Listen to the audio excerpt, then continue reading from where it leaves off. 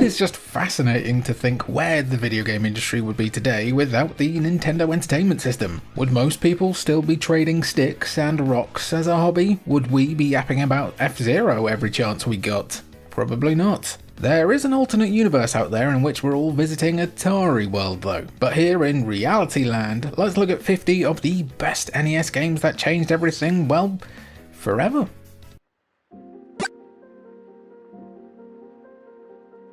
The one Nintendo game you want to make sure you enunciate properly in front of your nan, Duck Hunt, isn't exactly a world-conquering franchise these days. Maybe that's because it required a specific peripheral to play, the NES Zapper, making it a bit less accessible than some of the other NES games out at the time. Still, that hasn't stopped the NES Classic from becoming one of Nintendo's most recognisable games. The version of one man and his dog that doesn't involve herding sheep, Duck Hunt sees a man hunting for ducks with his big old rifle and his dog taunting him every time he misses. It's as simple as games get, but looked great for the NES and was always a load of fun.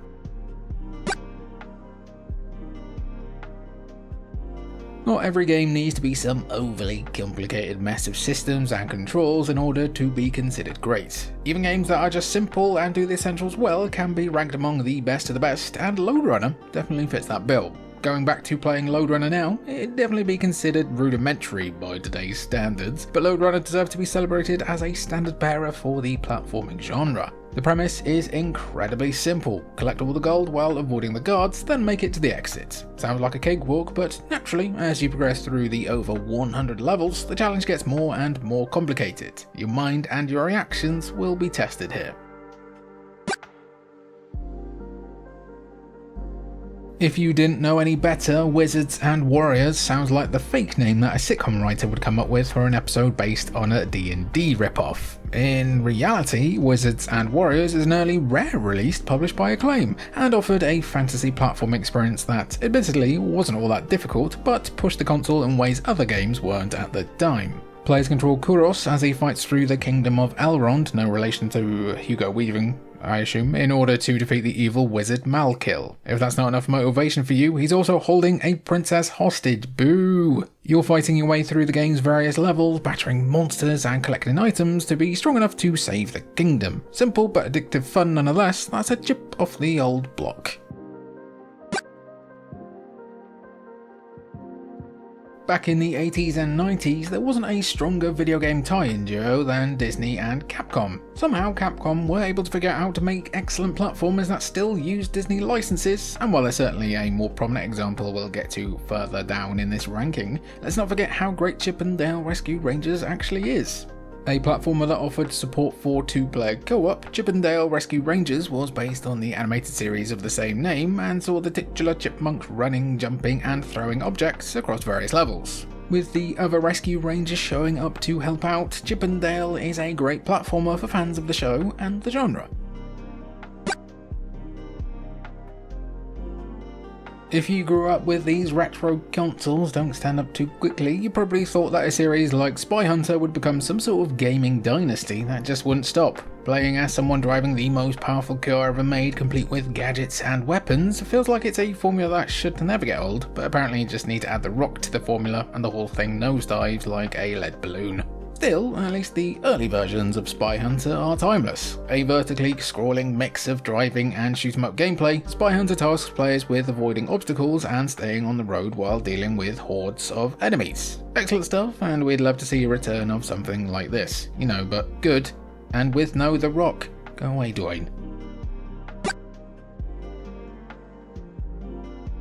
Before the days of EA's Madden series, the NFL were a bit more liberal with their licensing. NFL by LJN in 1989 might have had the full license, but Tecmo's deal with the NFL Players Association meant they could use the majority of the NFL license too. It's not quite as comprehensive as LJN in terms of authenticity, but when it comes to gameplay, Tecmo Super Bowl is unmatched on the NES. A sequel to 1987's Tecmo Bowl, Tecmo Super Bowl dropped 4 years later and massively improved on the American football formula. If you want to know how influential this one game is, a dedicated team of modders are still releasing versions with updated rosters. Now, can we get some things similar with Pro Evo 5, or 6, or 4, or anything really? Cheers. The NES version of Rygar might be one of the most interesting ports of all time. Initially an arcade platformer, Rygar was ported to many different home consoles like the Commodore 64 and Master System, with the only real changes being to the game's plot. When it came to the NES version though, Tecmo decided on a full overhaul. Instead of just being a basic platformer, Rygar for the NES introduced action RPG elements and non-linear exploration to the game, giving Rygar an early Metroidvania-like feel. It's a fantastic game, but the only thing that stops Rygar from being further up in the rankings is the fact that the game doesn't feature any kind of cartridge saving or even a basic password system. It's a one and done only, really. Unironically, can we bring back the word rad? I think rad is pretty rad as words go, to be honest, and you know what else is pretty rad? Rad Racer. Essentially Nintendo's version of Outrun, but developed by Square, Rad Racer puts you behind the wheel of either a Ferrari or a Formula 1 style car as you race across America from coast to coast. It is indeed. As a racing game, Rad Racer felt like an early look into the future with its pseudo 3D scrolling graphics, but it also earns extra points for being one of a few games to actually use stereoscopic 3D as an additional mode. If you ever wanted to wear dorky cinema glasses and drive a car with a power glove, Rad Racer is everything you've ever wanted.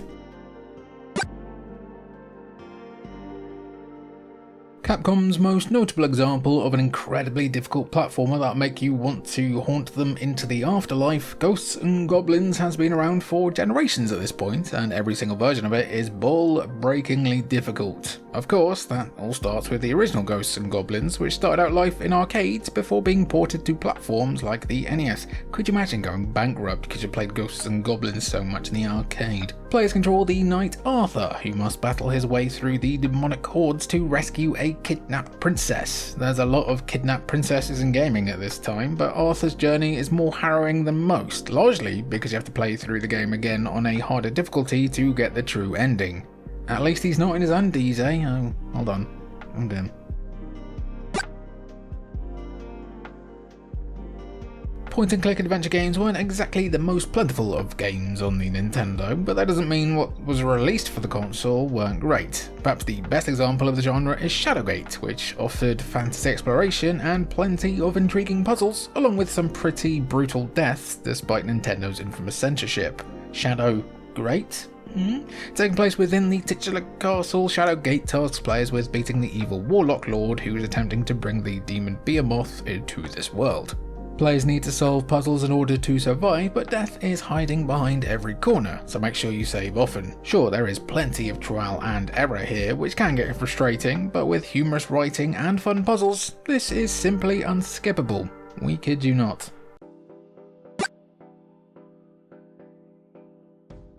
Has the idea of playing as a ninja sounded boring to you? Don't you wish there was simply a more radical version? Of course you do, and fortunately for you, Kid Nicky Radical Ninja is here to show you what a ninja would be like if they were totally rad. See, we told you, we're bringing it back.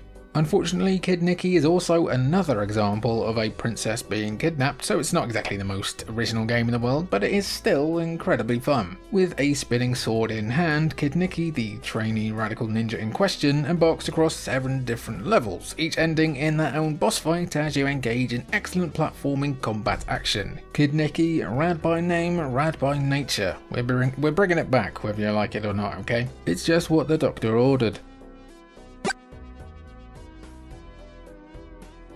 Falling block puzzle games were pretty plentiful on the Nintendo, and yeah, we'll get to the most famous one later, but let's not downplay how important Dr. Mario was to the NES library. Instead of falling blocks or different shapes, Dr. Mario sees the Italian plumber becoming a pill pusher, throwing capsules down his patient's gullet in the hope of curing the various viruses that are lying within. Each capsule has 2 different coloured halves, and the goal of the game is to match 4 of a certain colour to clear all of the viruses off the screen. It's simple, effective, and there's a reason why they ported the game over to the GBA a decade and a half later. It's just great, and would even get your older relatives imagining pills like it's the end of Requiem for a Dream.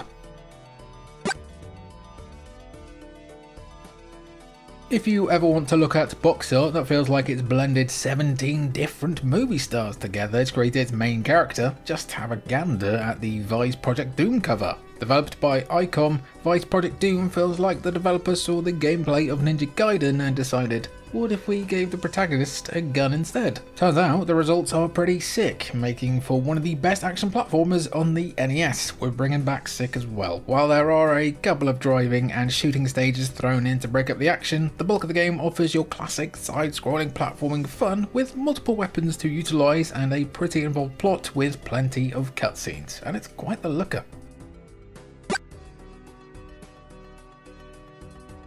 Who doesn't love games about mechs? Mechs are cool as hell, so clearly a game like Metal Storm is among the coolest NES games ever made. Those are just the rules. Unlike games based on other mech properties like Gundam though, the big suit of armour and the weapons aren't the main attraction in Metal Storm, it's the ability to reverse gravity. Throughout all the game's levels you can flip the gravity and move from the floor to the ceiling, which you'll need to do often in order to navigate what feels like a universe filled with obstacles. It's a game that'll test your reflexes, and that's before you beat the game and unlock the expert mode with remixed levels and upgraded boss attack patterns. Very scary stuff.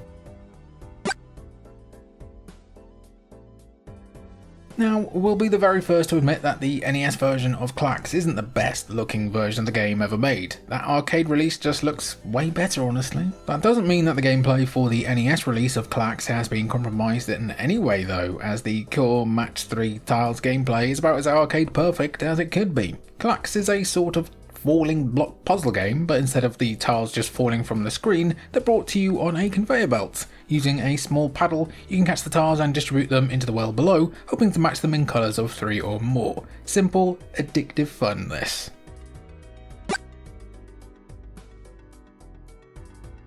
You know which animals don't get as much love as they should? Snakes. They're just slithery little guys and they deserve to be given more in life. Yes, that includes starring roles in video games. With that, it's not surprising that we're big fans of games like Snake Rattle and Roll, a snake game, and it's developed by Rare. Hell yeah, brother. An isometric platformer similar to Marble Madness, albeit with a long thin boy instead of a big round ball. You control a snake as they navigate levels, and you gotta collect more segments for the snake and rush for the exit when you're long enough. With lots of power-ups to collect and secrets to find like level warps, Snake Rattle and Roll is a charming addition to the NES's amazing library.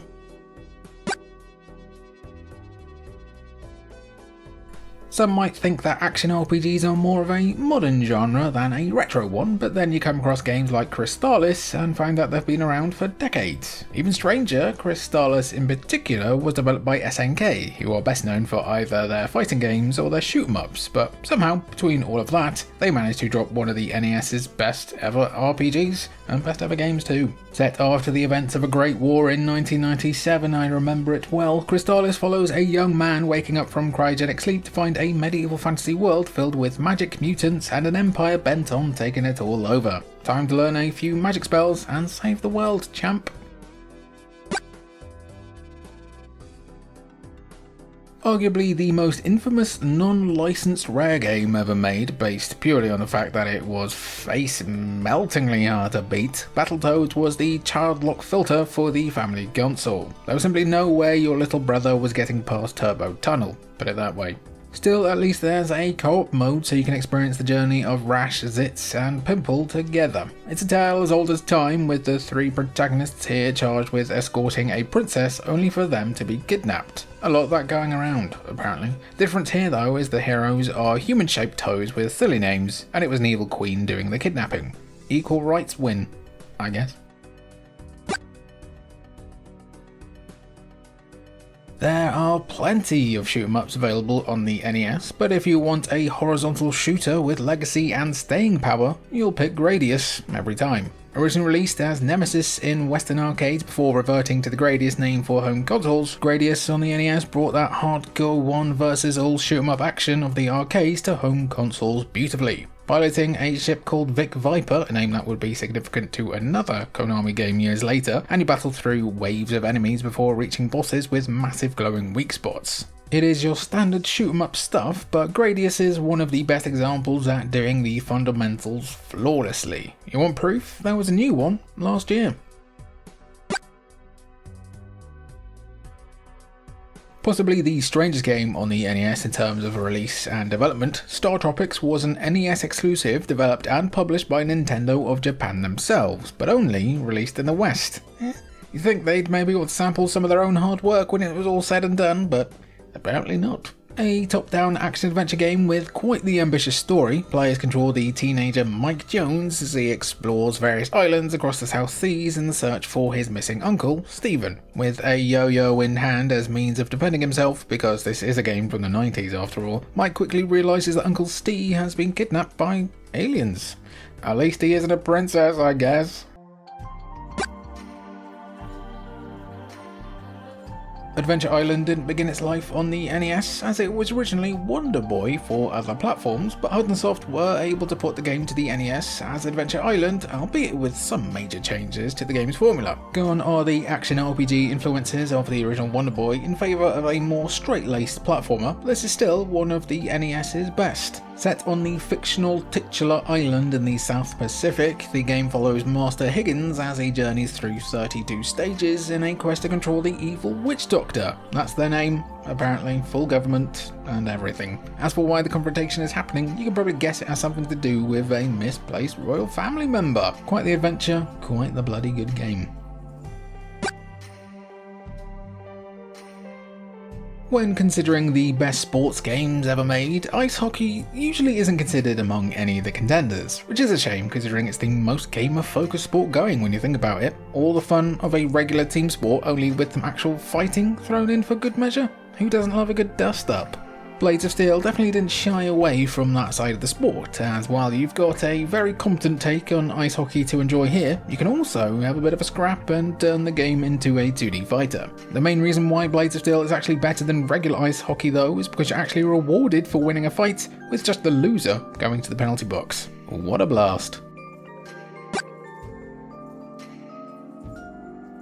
You know exactly where you stand with a name like Blaster Master. Oh yeah, he's a master of blasting. Makes sense. And it's blasting you'll be doing a lot of in Blaster Master, as you control young lad Jason as he follows his frog down a mysterious hall and discovers an armoured tank named Sophia the Third, along with a bunch of mutants who want to bash his head in. It's like Alice in Wonderland by way of Fury.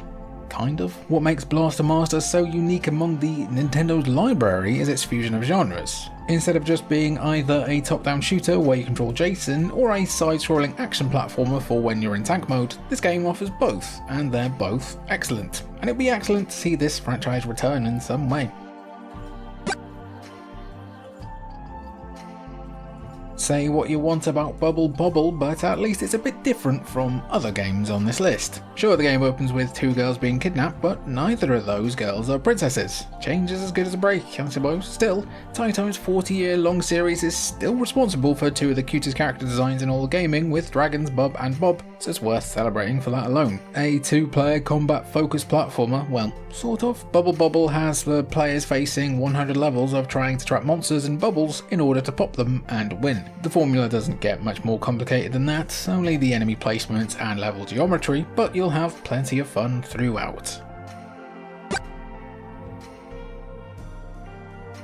If you were introduced to the Kid Icarus series through the DS line, you'd probably be shocked to see that the series started out life as just another 2D platformer. Granted, a 2D platformer from Nintendo based very loosely on Greek mythology, so it had plenty of pedigree behind it alongside a very interesting premise, but it was a 2D platformer nonetheless. It was also quite bloody brilliant, and we're still waiting on a new one. Set in Angel Land, the non-Union equivalent of Greek mythology, Kid Icarus finds Pit caught in the middle of a feud between Palutena and Medusa. Using a bow and arrow, you'll explore the underworld, the surface, and the sky world to find the sacred treasures and bring the fight to Medusa. We'll fight Nintendo if they don't make a new one. Probably not, actually, they just sue us into oblivion.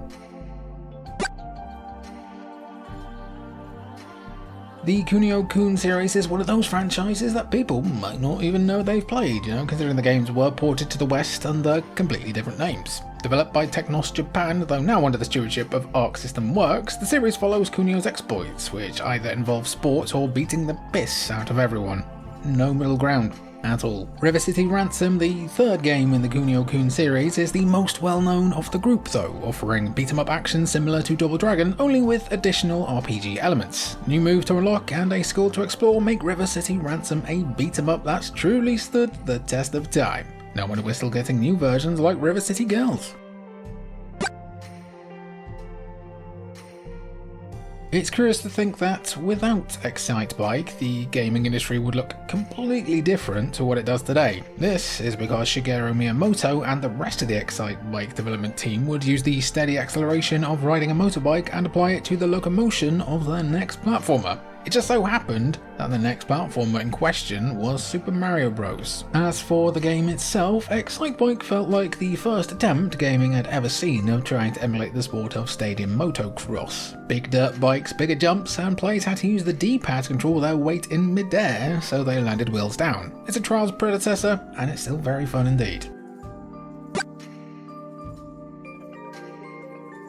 Rare just might be one of the most versatile developers who ever worked on the original Nintendo, as their developed games run the gamut across all genres. Wizards and Warriors, Battletoads, and Snake Rattle and Roll couldn't be more different from each other, and all three of those couldn't be further from a game like RC Pro-Am, which is just a remote-controlled car racing game. Sounds like something that shouldn't be among the best of the NES, but this was a true juggernaut for Nintendo and Rare. An isometric racer, you're racing across dozens of tracks, collecting power-ups and weapons to compete with computer racers that are steadily getting faster and faster. It's tough, but incredibly fun, even if getting through all the tracks feels like it's impossible. You might have to be pro, etc.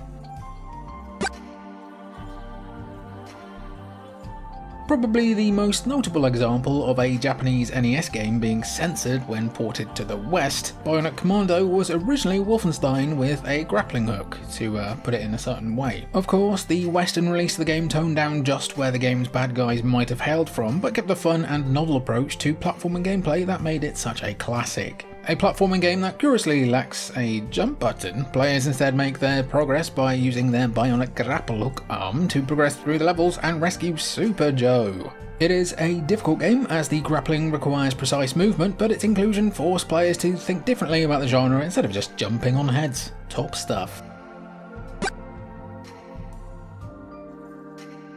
The game that both popularised stealth as a genre in gaming while also launching the career of Hideo Kojima as a gaming auteur into the stratosphere, Metal Gear is nothing short of a remarkable achievement. Now, granted, while Metal Gear might be more associated with platforms like the MSX2, that doesn't mean that the NES releases some massively inferior version. We all know the deal by now, but for the sake of getting through it, Metal Gear casts players as Solid Snake as he tries to infiltrate the enemy base of Outer Heaven and stop the weapon of mass destruction being created within. Radio calls, alerts, procuring weapons on site, a lot of the key ingredients were here on day one, making Metal Gear quite the timeless NES hit and the genesis of my special interest.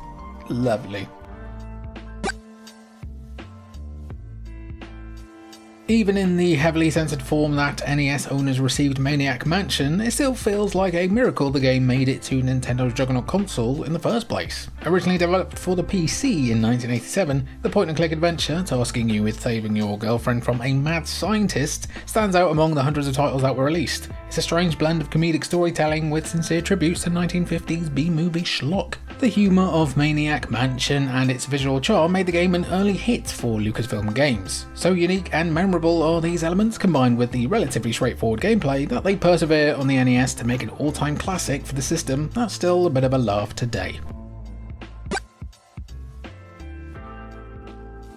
The usual jokes aside about Final Fantasy being anything but the final entry in this series, it's almost surreal to see where the most dominant RPG franchise in history began. The appeal of Final Fantasy is apparent even today, borrowing some of the best parts of Dragon Warrior while simultaneously popularising other RPG elements that would become standard for the genre as the years went on. Final Fantasy was successful upon release, and that's putting it lightly. Final Fantasy is a story of 4 classical elements, 3 continents, and a variety of characters, classes, and races. It was an impressive level of depth back in 1990, and it's still an enjoyable turn-based RPG, however many decades I don't want to think about later. 3? Yeah, seems about right. By 1990, Capcom had a pretty clear understanding of what was needed to make Mega Man 3 another hit for the company. In the prime of Mega Man's NES run, we have some of the best graphics, stages, and robot bosses of the series. Mega Man 3 is really just a continuation of the already pretty stunning Mega Man 2. While it arguably doesn't reach the same heights as that game, this third entry is nonetheless one of the best NES games ever made. Mega Man 3 features our little blue hero waging another war against Dr. Wily and his relentless robot army. Boss fights will pit you against the likes of Snake Man, Shadow Man, Gemini Man, and others. Some of the series' most memorable foes highlight this classic sequel. Final Fantasy improved on Dragon Warrior's, otherwise known as the very first Dragon Quest game's, qualities in a variety of ways. However, in the battle of NES RPG classics, nothing hits quite as nice, as Dragon Warrior's evidence that games and players alike could enjoy a deeper, richer narrative experience that doesn't sacrifice engaging gameplay. Dragon Warrior was in fact the first RPG of its kind to make its way onto a home console. Even if you don't care about the game's achievement of being the first for both the series and RPGs on home consoles, Dragon Warrior is still a fun title with plenty to offer, as you are tasked with the annihilation of the evil Dragon Lord. Just keep in mind you're in for a pretty stiff challenge. Much stiffer than this next guy fighting a YouTuber anyway. Taking on the role of young underdog boxer Mac, Mike Tyson's Punch-Out challenges you to rise up in the rankings, challenge Tyson for the championship, and walk away a champion. Easier said than done, as the game features a wide range of difficult and varied opponents. The secrets to the game, of course, is to study your opponents, figuring out their weak points for the optimal time to unleash those lefts and rights. However, as you may have already guessed, this is also easier said than actually done. With Mike Tyson's Punch-Out, we have one of the most impressive and creative puzzle games ever made. You're also probably not going to get this game's soundtrack out of your head anytime soon. The relationship between Capcom and Disney yielded some truly great platformers for the NES and SNES. The list includes Aladdin, Chip 'n Dale, Rescue Rangers, and the all-time classic DuckTales. Combining the mechanics of their Mega Man games with a bright, vivid, and above all else challenging world, DuckTales sees you playing as Scrooge McDuck on a quest to get even richer. That's the game, but the plot doesn't particularly matter, does it? DuckTales features 6 stages, a special ending that can be unlocked by collecting a certain amount of wealth and other treasures, and gameplay that has you hopping across the world. Yeah, it might be a bit simple these days, but simple can often be very fun indeed. Although Super Castlevania 4 would be released just 1 year later for the Super Nintendo, Konami and their flagship Dracula Smackin' series had one more classic to release for the Nintendo Entertainment System. Playing as the ancestor of Simon Belmont, our hero from the first game, Konami returned the series to the formula of the first game itself, giving us a fantastic conclusion to the saga on the NES. Castlevania 3 remains an impressive achievement all these years later. Offering multiple paths and some of the stiffest challenges in the series, the game retains that potent replay value, combined with visuals and controls that are still as engaging as ever. Dracula's blessing, more like. Regardless of why the West received a considerably different Super Mario Bros. 2 than what Japan got, the game we're talking about here remains one of Mario's most memorable adventures. Offering considerably different gameplay, such as the ability to pick up and throw items and certain enemies, Super Mario Bros. 2 was also the first time players could choose characters other than Mario or Luigi. Toad and Princess Peach each brought different abilities and qualities to a story that also curiously does not involve Bowser in any way. In other words, Super Mario Bros. 2 remains a bizarre outlier in the NES run of everyone's favourite mustachioed plumber hero, but it's also an absolute classic on the console.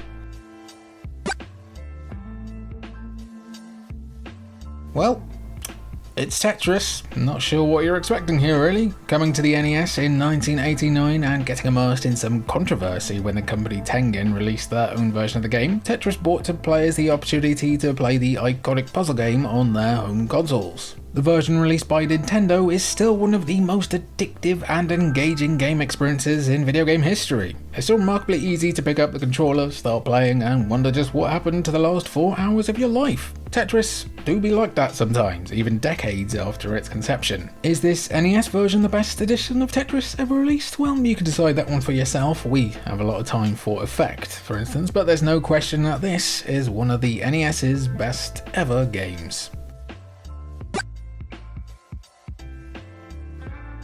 Teenage Mutant Ninja Turtles 2, the arcade game, is one of the best arcade to console ports of the era. No one imagined that the relatively aging NES would be able to emulate the 1989 arcade smash Teenage Mutant Ninja Turtles to perfection, but it gave it a pretty good shot. Not only is the core appeal of this legendary side-scrolling beat-em-up largely intact, but the game also featured an entire extra stage. You can't do much better for straightforward brawling on the NES than what you got here. Teenage Mutant Ninja Turtles 2, the arcade game, is the best kind of button masher. Now this one is here mainly for our warm fuzzy memories, but if you want to put TMNT 3 here instead, that's completely fine with us.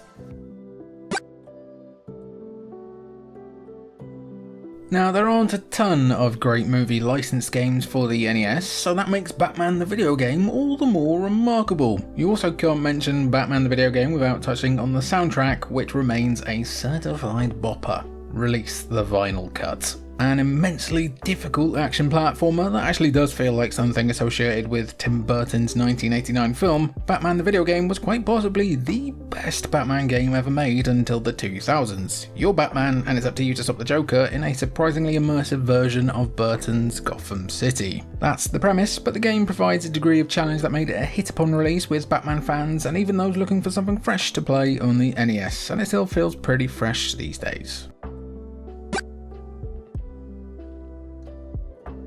It is incredible to look back and see how many of the best video game franchises of all time got their start on the NES. Castlevania begat, don't get to say begat enough these days, dozens of sequels and prequels, and this first entry is a great reminder of why the series has been such a juggernaut influence on platforms, horror games and more. I mean, it is one half of a Metroidvania along with, of course, FIFA 95. Taking control of Simon Belmont, you're treated to undead enemies, large 2D worlds to conquer, and one of the best soundtracks on the NES. Castlevania isn't just fun to play, it's also infuriatingly difficult at times while still being absolutely compelling. The series would emphasise that part with future titles, but this game sets a high bar for challenge that can still make you question your sanity and just how much fun you can have at the same time. Hey, speaking of.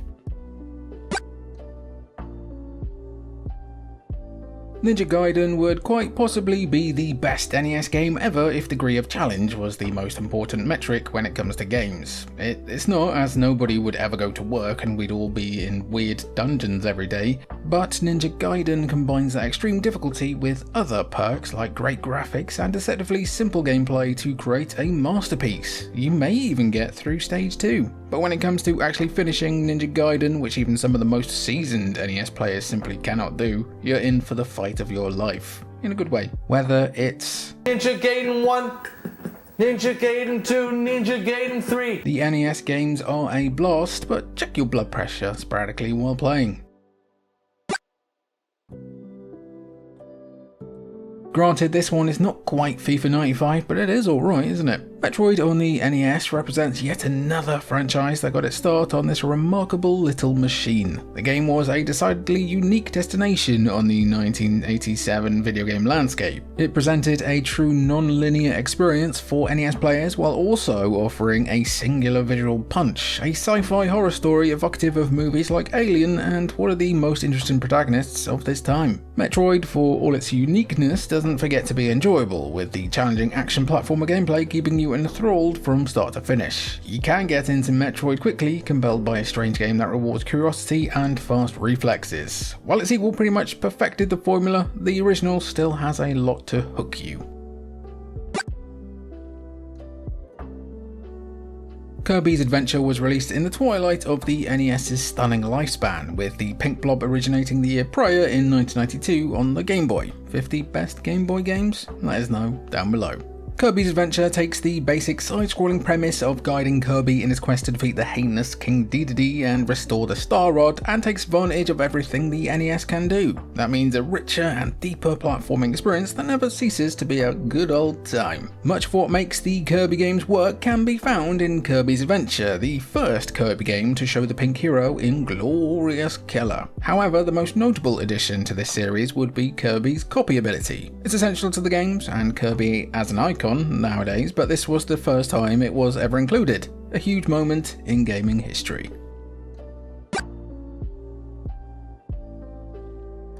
There aren't a lot of NES games that feel more relentless in their attack on our reflexes than Contra. Based on an arcade hit for Konami, this run and gun pits you and maybe your friend against alien invaders in the Congo. I wonder where they got that idea from. Wait a minute. Dad? Simple enemies become more increasingly alien and elaborate as you go on, until you find yourself dealing with a seemingly endless horde of truly bizarre and destructive beasties. Contra doesn't let up for even a second. The timing and reflexes required to be exceptional at even this first entry in the long-running Contra series is something that must be experienced firsthand. Few NES games push you like Contra, and few modern games match its difficulty and subsequent sense of reward. Well, apart from unlocking Darth Vader, maybe? The game that put Nintendo on the map in the West, Super Mario Bros. Wasn't the first appearance of Mario by a long shot, but it was the game that proved that when it came to the Nintendo Entertainment System, a new era had truly and definitively arrived. It's difficult almost 40 years later to stress just how massively successful this game was, creating not only a mascot who continues to be in brilliant games to this day, but also proving Nintendo was something quite different from past giants like Atari. Super Mario Bros. Was the game that introduced many to the NES in the first place, and gaming in general. It's notable for that, but don't forget this is still a really simple, engaging, and enjoyable classic to pick up and play, even today. Chris Pratt should really voice this guy in a movie. With Mega Man 2, Capcom proved you could make a good thing even better, doing away with the most unforgiving elements of the first game, like no continues. Can you imagine that for a moment? The company did not skimp on ensuring players would still get a tremendously challenging whipper. The game brings back Dr. Wily with a new robot army and designs on taking over the world, and it's up to you as Mega Man to defeat the robots, gain their weaponry, and take down Wily for good. Until the next time, Mega Man 2 has some of the best robot bosses in the series, including Metal Man, Crash Man, and Quick Man. It provides the best of all things in an NES Mega Man release, and has grown quite the legend for a very good reason.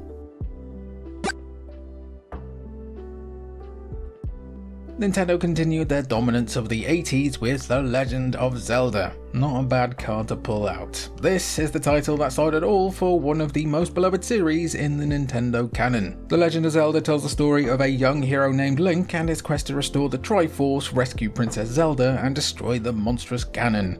Chris Pratt should really play this Link guy in a movie. The game drops you in the vast world of Hyrule and expects you to adapt and survive to everything your enemies are going to throw at you. Combining puzzle elements with strategy and action, and then putting all of that into a lush, dangerous world, the likes of which we'd barely seen before, The Legend of Zelda was a winning formula in 1986. Very little has changed in that regard since, and this banger can still steal a lot of your time, but the best NES game of all time is, of course,